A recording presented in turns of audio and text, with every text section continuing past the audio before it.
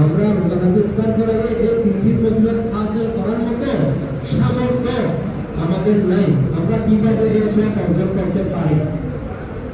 তো আল্লাহর হাবিব ঘোষণা দিলেন যে ইউদুল্লাহু হাযা সাওয়াবা মান ফাদ্দালা সাওয়াবান আলা ওয়াজাতি ওয়াদানি ও আলা ও তামাতি ও শারবাতিন মিন মাই।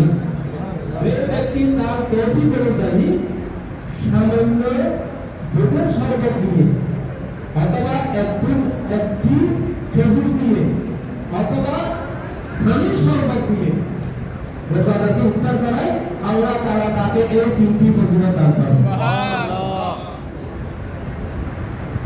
আর যার তৌফিক আছে সে তৌফিক অনুযায়ী রোজাদারকে পরিপূর্ণ দিতে পারে। ওমান আসবা সাইলেন সাতাহুল্লাহু মিন আরদি শারবাতান লা ইয়াজমাউ হাত্তা ইয়াদখুলাল জান্নাত। সুবহানাল্লাহ। যে ব্যক্তির তৌফিক আছে সেই অনুযায়ী রোজাদারকে পরিপূর্ণরূপে পরিতৃপ্ত করে ইফতার করায়, তাহলে আল্লাহ তাআলা তাকে আমার হাউজে কাউসার থেকে পানি পান করাবে, উনি আর বেহেশতে প্রবেশ করা পর্যন্ত তার কোনো তৃষ্ণা রাখবে না। সুবহানাল্লাহ।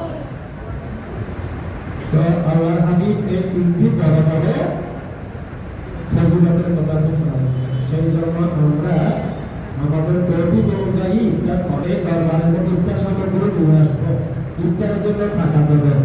আজকে আমরা বন্ধু মৌলানা এসে বুরহানুদ্দিন সাহেব ওনার আব্বার ইসলামের সওয়াবের জন্য বার্ষিক অভাব দিবস পালনের উদ্দেশ্যে আমাদেরকে ইফতার করার জন্য ইফতারের জন্য তিনি ইফতার সামগ্রী নিয়ে আসেন।